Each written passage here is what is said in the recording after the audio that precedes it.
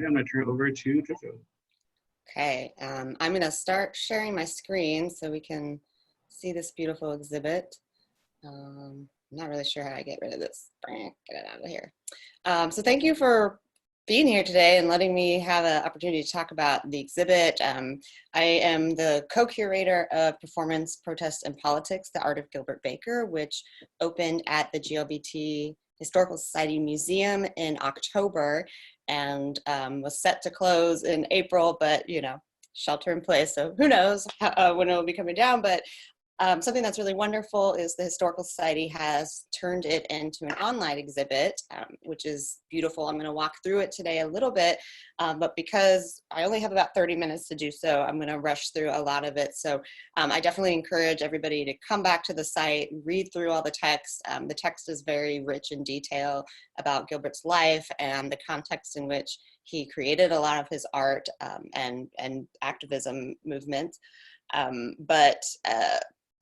I just kind of wanted to start by saying how I got involved in this. I was, as Andrew said, the former director of archives and special collections at the Historical Society. And one of the activities that I participated in was the sort of gathering of Gilbert's materials at his home right after his death in 2017. So part of my job as the archivist was to go out to his home, go through his materials and gather anything that related to his work, his life, had historical value or artistic value or exhibit value, and bring that back to the Historical Society so we can continue to honor his legacy and promote the work that he did during his life and then on past his life. So that experience of going out to New York, it was incredibly emotional, but in some ways too, incredibly rewarding, because I did end up meeting Charlie and Vince, who are two close friends of Gilbert and are now part of the Gilbert Baker Foundation. And they both played an integral role in getting the exhibit produced and getting content that we needed that wasn't necessarily things that we had at the Historical Society already. Vince also produced a wonderful video, which I'll show you at the bottom of, that's weird to say, at the bottom of the exhibit page, that is incredibly moving and in a lot of ways is at the heart of this exhibition. So performance, protest, and politics, that was a curatorial choice that Jeremy and I came up with to sort of arbitrarily divide some of Gilbert's movements and efforts throughout his life to use art as a vehicle for making change in the world, positive social, political, cultural change, and uplifting the LGBTQI community. So we're going to look at different elements of sort of Gilbert's performance persona, the ways that he used protests to evoke change, and his incredibly inherent political traits that come out in the art that he did. So that's a little bit about me and the exhibit. I'm going to kind of slide down here. This particular photograph that you're looking at isn't on display in the exhibit itself, but was used heavily for the promotion. And I chose this photo because I saw it and I just fell in love with it. To me, it encompasses so much of who Gilbert was and what he was doing with his art. So you can see the rainbow flag, which is really at the center of what most people know to be Gilbert's legacy, but is certainly not the entire scope of what he did. Pink, hot pink, was also a really big color, big theme in Gilbert's life, and also came out a lot in some of the protesting that he did and the personas that he created as an activist. And he's wearing a Celebrate Stonewall 20th Anniversary shirt, which is, this whole image is sort of encapsulates for me how I think about Gilbert and sort of his spirit and energy. So I'm really pleased that it's plastered across the screen there. So the exhibit online is a little bit different than the physical exhibit. it has been divided into sort of these 6 little areas that we're going to focus on. And I'm going to do my best to kind of relate what we're seeing on the screen to the actual exhibit and the choices that Jeremy and I made to put these materials together. So bear with me as well. I'm not super familiar with Zoom, and this is also my first talk online. So thank you for your patience. So this exhibit, online exhibit, starts off by sort of contextualizing who Gilbert was and where he came from and how he sort of developed into this highly political activist who used his creation of the rainbow flag in all of these different ways to help push against the inequalities that are going on in the world. So you'll also see throughout the online exhibit lots of quotes. These quotes were a curatorial choice from Jeremy and I. They're all over the physical exhibit as well. And they're actual quotes from Gilbert's memoir that was published just after his death by the foundation. Jeremy and I read through the memoir and were so moved by the experiences that Gilbert was talking about and his firsthand accounts of what was happening.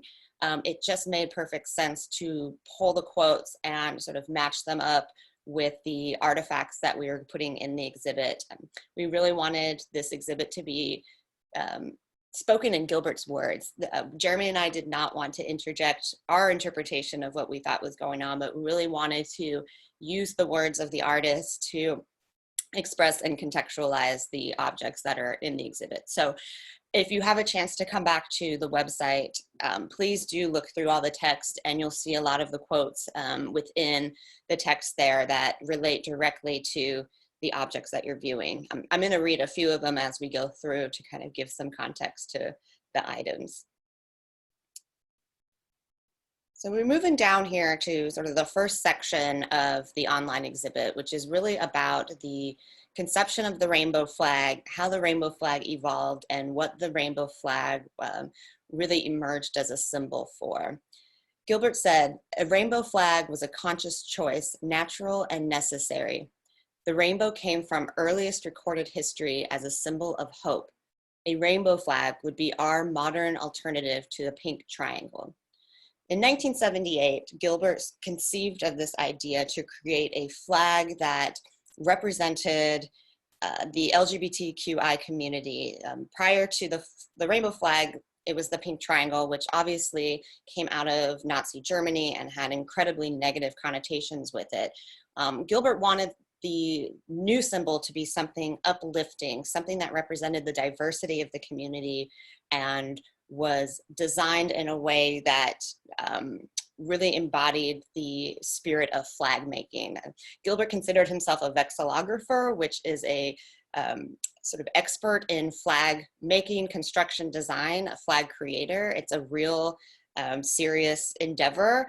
And so to him, it was important to have a symbol that was something that was not trademarkable. He never did trademark the flag. It was something that was going to be shared in the community and could evolve as well. So to him, the flag was not so much about it looking a specific way, but embodying the spirit of diversity and freedom that the community really sort of needed at that time to push forward. So 1975, Gilbert, like I said, conceives this idea. He's got a group of friends that he's working on the flag with. They create the first flags for the 1978 Pride Parade. They hand sewed them, hand dyed them. These were kind of a bunch of hippies in 1978 that created this and sort of guerrilla style got these up on the flagpoles in Civic Center of San Francisco. So 1978 was this big year because nothing flag-wise had ever been created like this before, but it wasn't quite catching on yet that this was going to be a symbol for decades to come. The image that we have here of the flag, the photograph, you'll see that there's some stars. This was a variation of one of the original flags, and this was actually designed by Gilbert's close friend, Lynn Sagerblom. And it was a photograph from the Crawford Wayne Barton collection that was already housed in the Historical Society's collection. So we wanted to use this photograph as a way of showing that the flag was not just certain did not look a certain way all the time. There were many variations, but again, it was about what the flag was evoking, the spirit of that movement. So that with the stars was just one variation of the original flags that was flown in '78. The more familiar flag is what we see here. This is a replica of the original 8-stripe flag.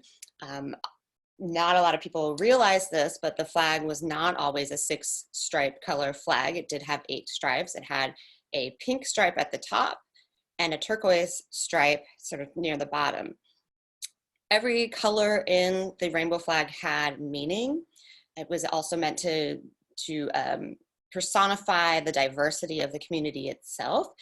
But after 1978, after the flag became a little bit more popular and Gilbert and his friends wanted to sort of more mass produce this, the turquoise and the pink colors did drop off of the design. There's a few reasons why, but to make it simple, it was really because of cost and display considerations. In 1979, when Gilbert was awarded some money to create flags for the '79 Pride Parade, he wanted to be able to split it in half evenly, so it would have 3 colors on one side and 3 colors on another. So that's sort of a simple version of the story of why those 2 colors got removed from subsequent designs. Gilbert created a lot of different rainbow flag variations throughout his life, and before his death actually added another stripe to a flag that was meant to represent diversity. So as far as I've heard from his own words and from the words of his friends, again, the flag was not about it looking a certain way, but that it evoked and supported the diversity of the LGBTQI community. So throughout Gilbert's life, he used the flag in ways of pushing forward equality, social, economic, cultural, political justice moving forward, specifically within the civil rights of LGBTQI individuals. He carried this flag for generations in different ways. He had different projects that used the flag in different ways, one of which was a huge deal was in 1994. Gilbert was asked to create a mile-long flag that would be carried down First Avenue. This was an incredibly complex endeavor. Gilbert hand-sewed the whole flag with a group of close friends and volunteers who would help them with that. He originally designed the flag to I keep saying fly, but carry down Fifth Avenue in Manhattan. However, at the time, the mayor, Giuliani at the time, obviously not a friend of Gilbert, was in cahoots with the Catholic Church and was not allowing the flag to go past St. Patrick's Cathedral on Fifth Avenue. So he said, no, the flag cannot go down that. It's either First Avenue or nothing. Gilbert was incredibly disappointed. He had designed the flag to go down Fifth Avenue. It made more sense to him that it did.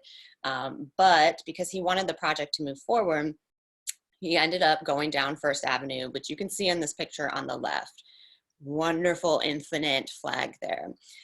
In the middle here, we have an advertisement that ran to solicit volunteers. Obviously, it took thousands of people to carry this flag, this mile-long flag. And this was one of the pieces of ephemera that we included in the exhibit to sort of illustrate the more practical side of what it took to complete this project.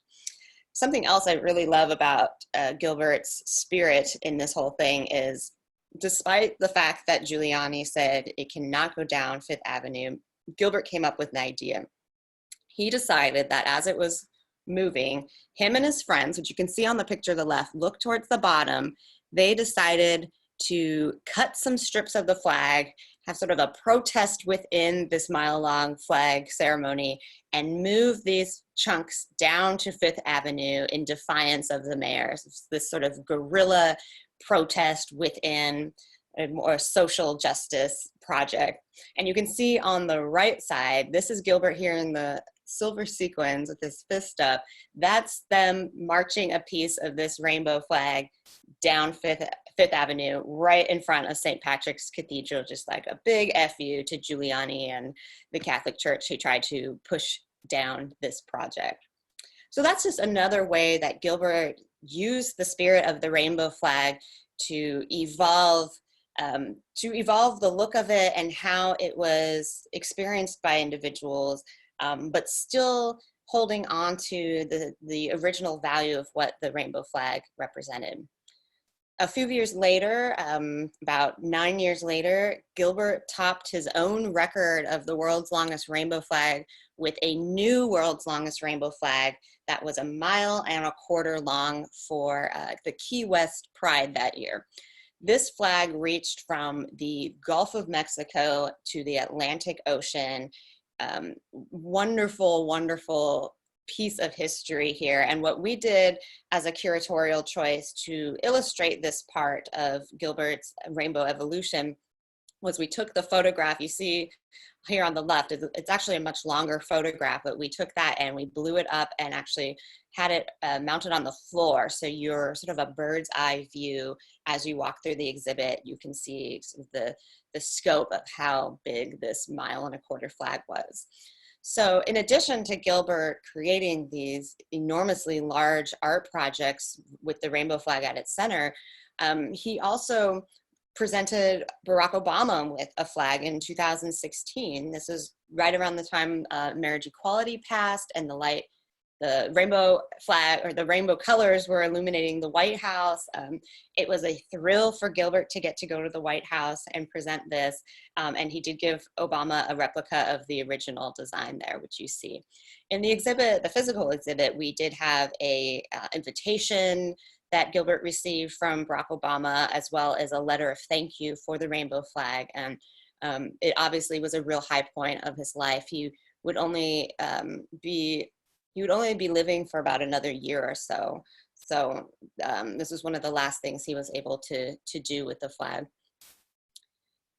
So the next section that we're going to talk about is Gilbert's activism. Of course, everything he did had some element of politics or activism or performance in them. But for the sake of the exhibit, we're going to kind of narrow in on the activist side of what he was doing. So one of the quotes that we chose to embody this was, "The real connection to the public happens when confrontation at the boundaries of fear. Art is like a gun that way." Gilbert inherently understood the power of art to make change in the world, and he didn't just do that through the design of the rainbow flag and the subsequent sort of editions of the flag.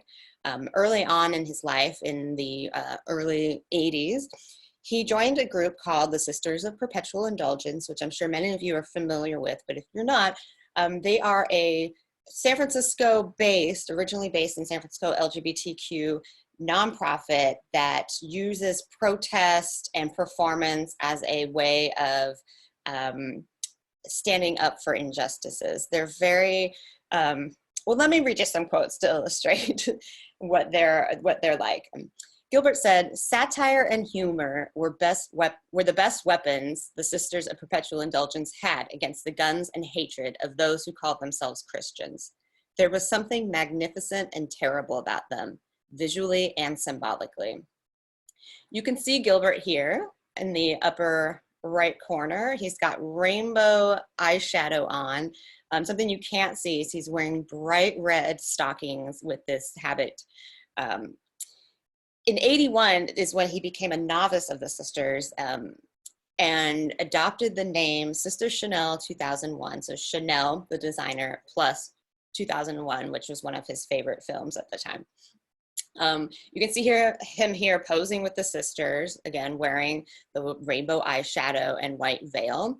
The sisters were involved in a lot of direct action protesting, especially around religion, the Catholic Church, Christianity, these groups that they felt were very, very dangerous to the LGBTQ community, who were openly hateful of LGBTQ individuals. So when in I believe 87, Pope John Paul, when he II visited San Francisco, Gilbert and the other sisters had a response. Gilbert used his artistic talents to create what you see here as number one, which was a papal bond that he would issue to people, and then they would use the money that was raised from that for their protests against John Paul II visiting San Francisco. This original certificate is actually in the exhibit, so you would get a chance to see that if that was still going on. And if you have seen the exhibit, you probably remember this. Another piece of ephemera that we wanted to include to give context to this part of Gilbert's life was this announcement for the Sisters of Perpetual Indulgence Red Party May Day celebration at the Russian Center. Gilbert was the director and sort of coordinator of this party, and it was created as a response to complaints from San Francisco mayor at the time, Dianne Feinstein. She said about the Sisters of Perpetual Indulgence, or rather Gilbert said about this, Mayor Feinstein stressed to Sister Missionary Position, who was another member of the Sisters, that she saw red every time the Sisters appeared in the paper. She demanded we clean up our act. I was assigned to produce and direct an event we called the Red Party. It would be a satirical send-up of communism, since the mayor considered us a Bolshevik nightmare. During this time also, Gilbert's heavily involved in the Sisters still. He took a risk and ended up having some negative consequences. But essentially what you see here is Gilbert posing for a set of Christmas cards in his Sisters nun habit, but he did not obtain permission to do this from the Sisters of Perpetual Indulgence. So what happened when this came out? The Sisters were furious. They kicked him out of the Sisters of Perpetual Indulgence and also sued him for trademark infringement for not getting permission to use their trademark for these cards. So that sort of ended Gilbert's experiences in the Sisters of Perpetual Indulgence. But he continued to use activism and protesting as a way to push the boundaries and to push against the injustices that he felt were happening against the LGBTQ community. So after leaving the Sisters, Gilbert continued his quest. In 1990, at the Pride for that year, Gilbert was horrified that the Pride Committee Pride Foundation was receiving sponsorships from Miller Beer, and Miller was also giving money to Senator Jesse Helms at the time, who was a North Carolina homophobe who was, among other terrible things, trying to kill the National Endowment of the Arts because of its support for gay art. This did not sit well with Gilbert. So what he decided, as a response to what he saw as hypocritical in the Pride Foundation, accepting money from a company that is also feeding money to somebody who is very homophobic, is Gilbert decided he was going to crash the Pride Parade. So what he did was he got a couple of his friends. He painted himself all in pink heels. He mounted himself on a pink cross with a sign at the top that said "Martyrs for Art." He also produced the sign that you see behind here that said, "Not sponsored by Jesse Helms." Him and his friends went right to the front of the parade, unveiled this banner, and Gilbert, Sister Rabbi Lady, which you see here, Sadie Rabbi Lady, sorry, and Scarlet Harlot, who was one of Gilbert's close friends, they marched down. The Pride Foundation was furious. They were trying to kick him out of the parade, but Gilbert had such a personality, had such a presence. People were loving it and screaming that he was permitted to just keep walking, and in doing so, posing for all the press at the same time. So it was a very successful sort of crashing of the Pride Parade. We wanted to be able to show this moment in the exhibit because it's so illustrative of Gilbert's courage and his creativity and his ability to get people to listen to him in these very creative ways that are shocking to a lot of people. It's obviously a really significant part of his life and a persona that he created. So we wanted to have evidence of this event, which we had plenty of these beautiful photos of, But what Jeremy and I decided is, let's take one of the contact sheets of one of the photographers and blow that up in the physical exhibit, so you can see not just Gilbert walking down Market Street, but the people's reactions to him, the people who are helping carry the banner, the people who are marching with him, to get a little bit more of a sense of action with this particular moment. One of the last things Gilbert did as another sort of symbol of activism was when Trump was elected president, Gilbert created these Holocaust uniforms. He said about these, "You choose not to wear the uniform of the oppressor. No one should wear them. Only look at them. They're empty, perfect, ready and waiting. Just like this horror show of a presidency is waiting to do God knows what." These were created in 2017, which is also the year Gilbert passed away. So it was one of the very last sort of art projects that he created. And these were actually on display in some galleries, but they are not meant to be worn per se. Like he said, they're meant to just kind of sit there and be a reminder of how close we're getting to how things were in Nazi Germany in the 40s, the Pink Triangle time. So these costumes, or these uniforms, are actually on display in the exhibit as well. So the last sort of chunk I want to talk about is a little bit, I find a little bit more uplifting than some of the intense activism that Gilbert was doing during his life. But when I went to his apartment after his death and I was looking through many of his creations, to me, the costumes really stood out. They're incredibly crafted, incredibly designed, beautiful pieces of costumery that showed this whole other side of who Gilbert was and his talent as an artist. So we have two of those that the Historical Society now has in the collection on display, which was a Betsy Ross, he called Gay Betsy Ross uniform, and the Statue of Liberty.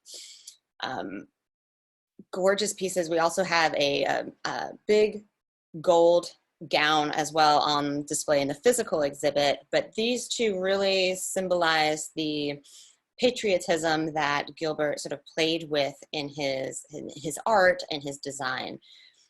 He said, "I wondered if the Star-Spangled Banner and the rainbow flag are cut from the same cloth." And you see a little bit of that in there. Along with the costumes, we also had a number of images on display to show him either in that costume or in similar creations that he had made throughout his life. So you can see, here's him in the Gay Betsy Ross outfit. You've got this gown of flags that he created in the 1980s. One of my favorites is this outfit, but you can see here that it's a Rolling Stone tambourine. Gilbert loved the Rolling Stones. I would say it was maybe one of his favorite bands, if not the favorite. So this also shows how Gilbert, his personality just infused everything that he did. So he created these wonderful costumes and gowns, but was also out there wearing them at events. Always sort of thinking of the theme of patriotism and how the LGBTQI community fits into what is considered traditionally patriotic. So finally, here at the bottom,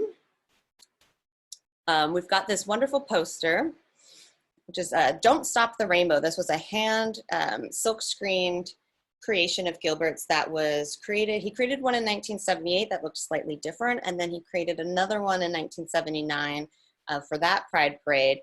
But something that I just wanted to note about this poster is that it is sort of evolved into a symbol of survival, whether he knew that at the time or not. I think he probably did. So the end of 1978, among other things going on, was when Harvey Milk was assassinated. And in looking at the "Don't Stop the Rainbow" poster, we can sort of see the foreshadowing of what's to come. So there's this incredibly tragic assassination of arguably the leading LGBTQI politician for sure, but also just a leader in the community overall, that a lot of people felt hopeful about, just being murdered.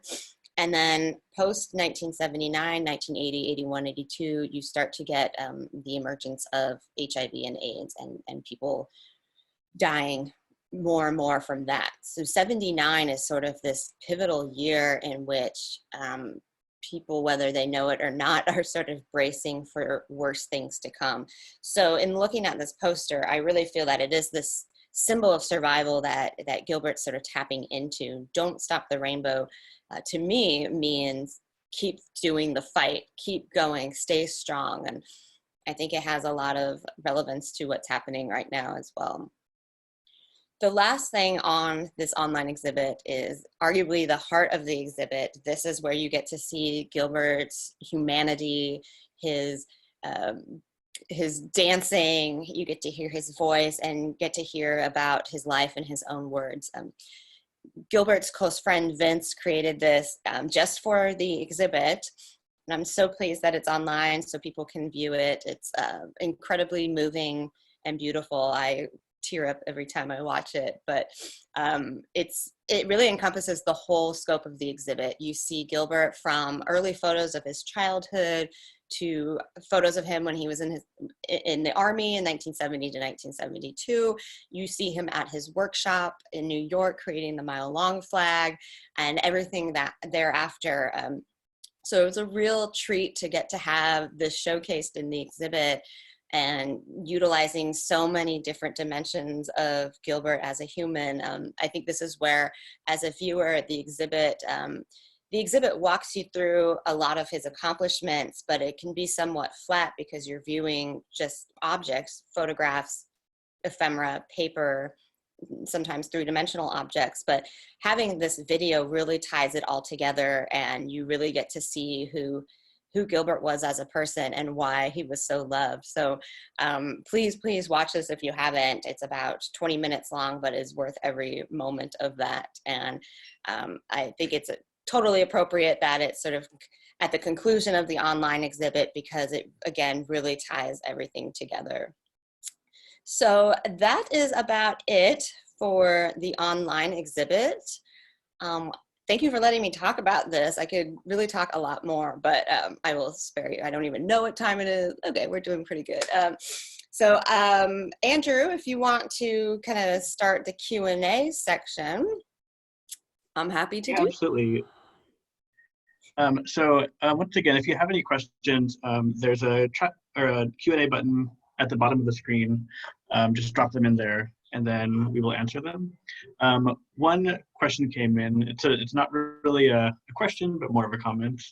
And this is from Frederick Bomber, one of our amazing volunteers. Says, not really a question, but I just wanted to thank Jojo and Jeremy for creating interesting exhibit. It's favorites that the museum has heard. I have the most popular ever, and that's definitely true. Everybody.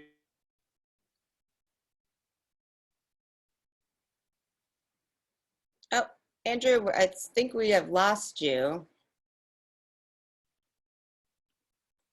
Let's see. Andrew. Oh, there you are. Okay. Do you mind repeating what you said? It kind of was breaking in and out there. Yeah, I have terrible internet service apparently. So if anyone wants to make a donation to my internet fund,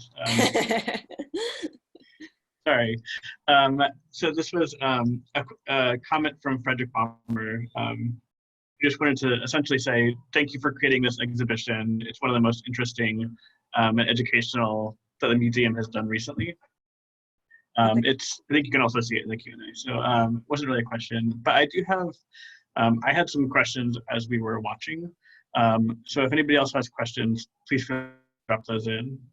So I had one question, which was if there was like one object or story that for whatever reason you couldn't fit into the exhibition that you wish you could have, or sort of you wanted to just talk about. Oh gosh, I know that there were some, but I can't think of them at the moment. I just kind of going through this, I wish we were able to talk a little bit more about his time in the Army in San Francisco and how that really began to mold his way of thinking. Also being in the Army during Vietnam, and Gilbert being sort of much more of a peaceful person who didn't want to participate in that, but was sort of had to. It's very complicated, but that was also around the time that he was sort of developing his identity and becoming the person that he would become in subsequent decades. And he met some wonderful people in San Francisco at that time too, who really helped him develop as an artist as well. So I would have loved to be able to dig into that a little bit more. Some of the other areas that I'm thinking about, maybe some more of his protests too, which Pink Jesus was done at at least one other protest that I remember. I believe it was on Halloween, and Charlie, who's here, and Vince might remember the details of that more, but there were just so many different actions that Gilbert took that we just didn't have the scope to talk about. If you read his memoir, he gets into detail about a lot of these, but something that I always sort of had a question about as I was learning about Gilbert and his life was sort of these years where AIDS was really, really at its height, and a lot of people were dying, especially in San Francisco, and what Gilbert was sort of going through as a sensitive artist, as a person who used his life's energy to make positive change in the world. How was he dealing with this incredibly tragic, heartbreaking time? Because I know personally for myself, I didn't live through that time as an adult, but I can't imagine the amount of trauma that people who are living had to experience at that time. So there's a little bit of a piece missing there, and I suspect it maybe had to do with Gilbert just having to just exist and spend his life's energy just making it through the day. But I'm positive also that he was doing amazing art at the time. So there is a little bit of a gap in the curatorial sort of timeline there, but I'm not exactly sure if that would have been worth adding or not, but it's sort of a elephant in the room. Everybody knows what was going on from the mid 80s to the mid 90s and beyond. So I kind of maybe just personally wonder how Gilbert was working through that. Yeah, absolutely. Thank you for going through that. I think that actually sort of goes really well into a question that came in the chat. So this is from Terry. Hi, Terry. Terry Beswick, Executive Director. He says, great job. Can you talk about the breadth and scope of the materials that you brought back to the archives that you selected from? Yeah, definitely. Their material-wise was everything from textiles, flag fragments, sewing machines that he used to sew the sort of last known iteration of the rainbow flag, the diversity flag. There were tons of photos and slides, even books that he had annotated around flag design or around things of a similar nature, gifts that people had given him. There's tons of papers and ephemera that documents the activities that he was part of.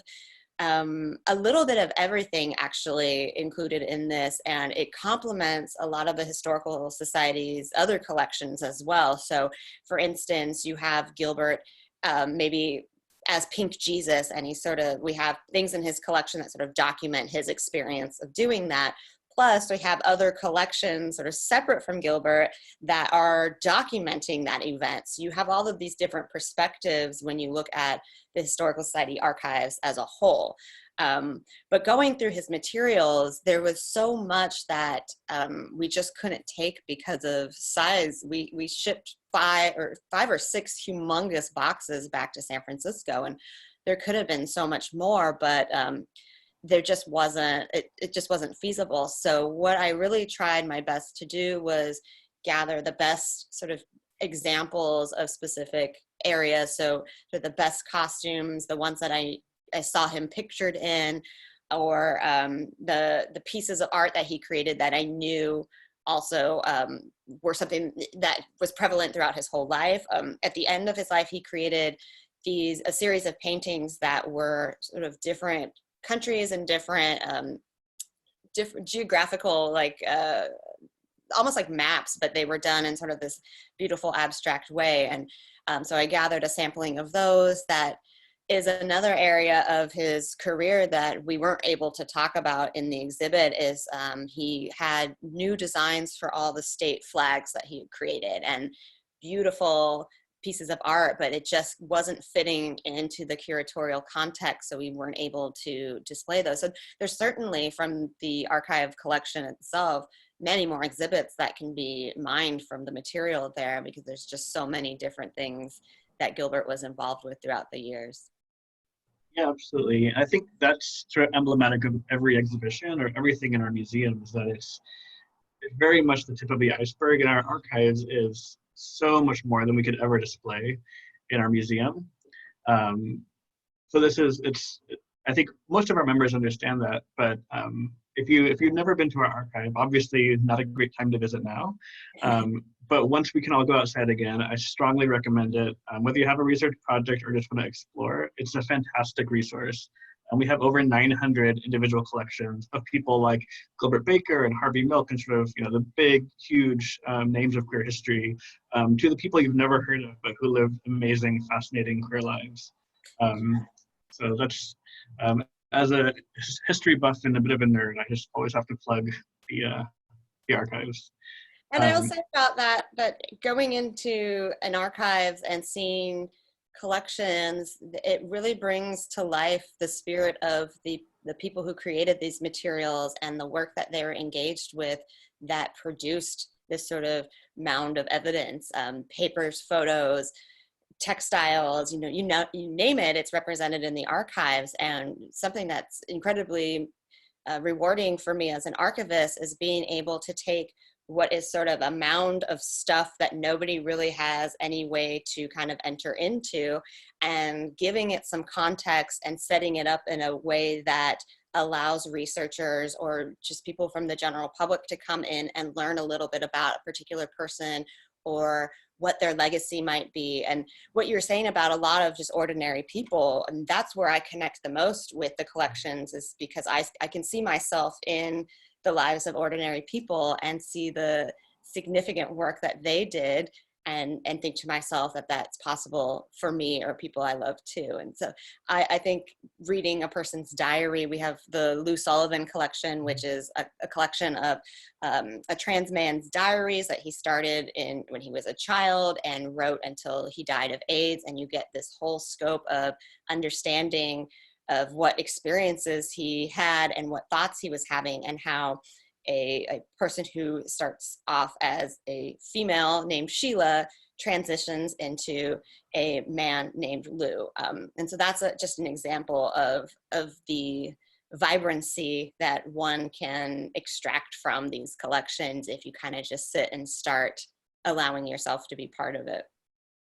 Yeah, absolutely. I think you did a really good job of highlighting the amount of work it goes into taking this raw material and translating it both into an archival presence that's useful to researchers, and then a exhibition presence that's of interest and tells an engaging story. And because my job is developed, I have to highlight that that's when you submit your membership dues, when you make a donation, that's exactly the kind of stuff that goes to fund, is that act of preserving and translating our queer history that without the Historical Society would be lost. So thank you for all of your donations and memberships. We've got another question that came in here. So this one says, I'm so proud of my Nike Gilbert Baker signature tennis shoes and hope you got a pair. Was Gilbert open to corporate sponsorships during his life? I think probably Charlie, who's on this, can talk a little bit more about that, but just from what I understand, I know that he did take some corporate sponsorships, Absolute Vodka being one of them, but he was incredibly meticulous in vetting what these corporations stood for, what their money was going towards. So if he knew that it was a corporation that was feeding money into a cause that he thought was wrong, Gilbert would not engage with that company. I think there was another vodka company, I believe, that was trying to get him to do something, and he knew that that was not a good company. So I think what Charlie could probably add to this, as being a close friend of Gilbert's and also part of the foundation, is there's always a lot of vetting that's happening with any corporate sponsorship. And I know that happened with Nike. This is the Nike Be True line, which donates the profits that they get from the product to different nonprofit organizations. And in this case, it was the first time that it went to LGBTQ organizations. So I know that Charlie, who was sort of leading this project, met with Nike and had a lot of conversations about what this would look like. So it wasn't just like, hey, we're a big corporation, here's some money, give us some Gilbert material or something. No, there was always a lot of research and interaction and talking going on to make sure that these companies were ethical. Yeah, thank you. That's helpful. And speaking of plugging products, I wanted to give a shout out to, it's kind of hard to see, but the book that you mentioned earlier, where all the quotes come from, Rainbow Warrior, My Life in Color. There we go. I have this background partly to see some Gilbert, but also just to hide my messy room. So sorry, it's erasing the book, but it's an excellent book. I read it shortly after it came out, and it really is a fantastic glimpse into this person's life who, if you had to describe it to somebody, you would say there was no way that's real. He couldn't have done all of that. Yeah. He's a fascinating person. If you love the exhibition, you will love the book, I promise. I don't get any money for that. We have another question in the chat, and we've got time for maybe one or two more questions.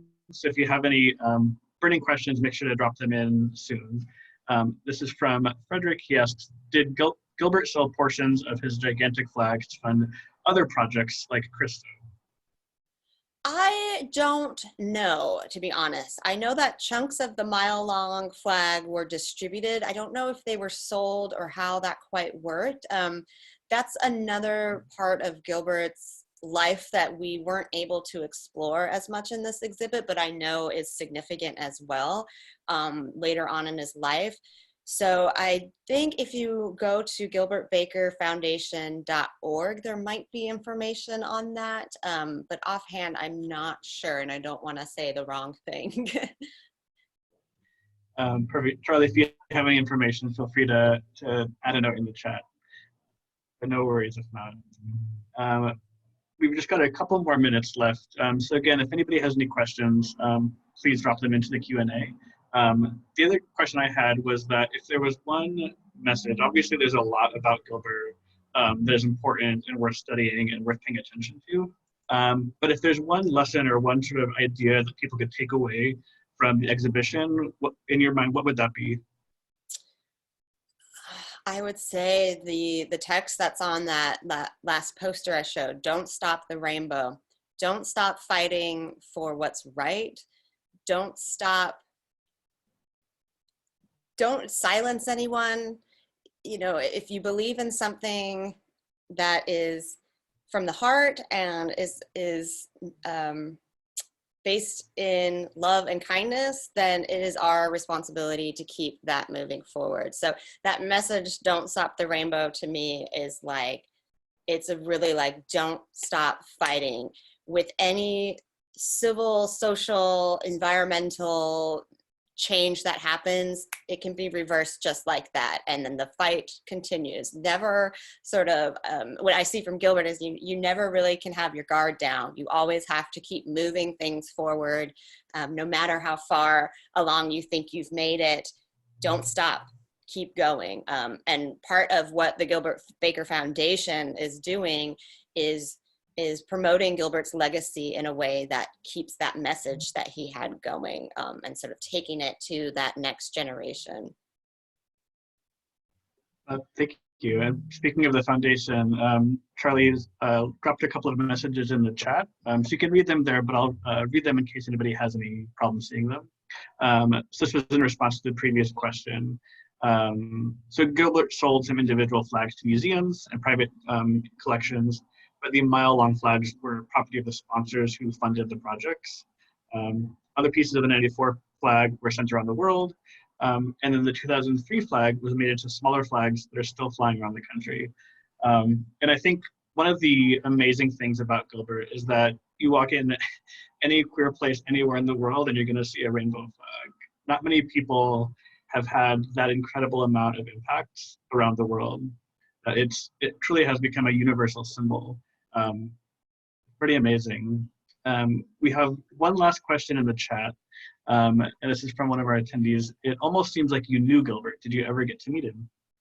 I did not get to meet him, but I feel the same way. I feel like I, in some ways, kind of did, just through the stories that I've heard, reading his memoir, working through his materials and trying to understand where he was coming from with his work.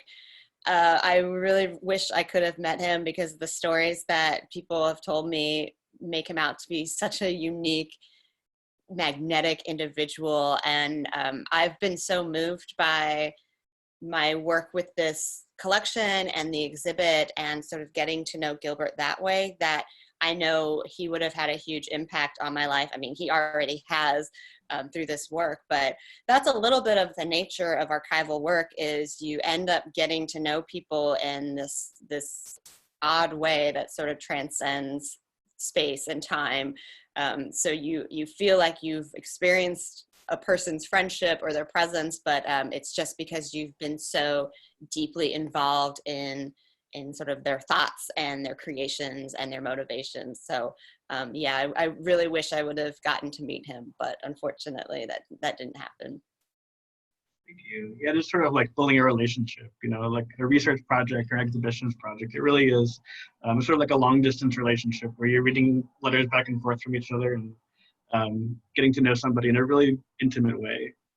So once again, another plug for the archives. If you haven't, very strongly encourage anyone who can to visit our archives and to also check out our online collections. If you go to glbthistory.org/online-collections, or just go to our website and use the menu. It's pretty easy to find.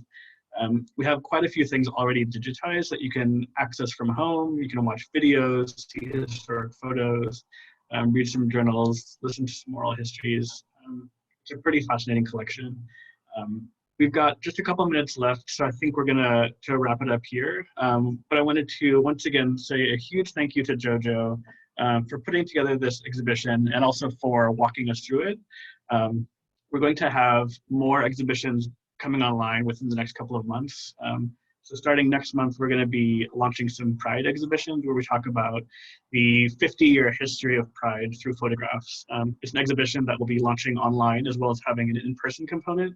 Then we'll have another exhibition focusing on the early years of Pride and how it really sort of came into existence in San Francisco. Or how the San Francisco version came into existence. So take a look or keep an eye on our website for those, glbthistory.org/exhibitions. Those will be coming out in the next couple of months. So once again, just a huge thank you to JoJo. A thank you to all of our members for all of your support. You allow us to do amazing things like this exhibition, our museum, and just keeping and preserving our history. So thank you. Any final thoughts, JoJo, before we hang up? Thank you for giving me this opportunity to talk about Gilbert, who I would talk about anytime.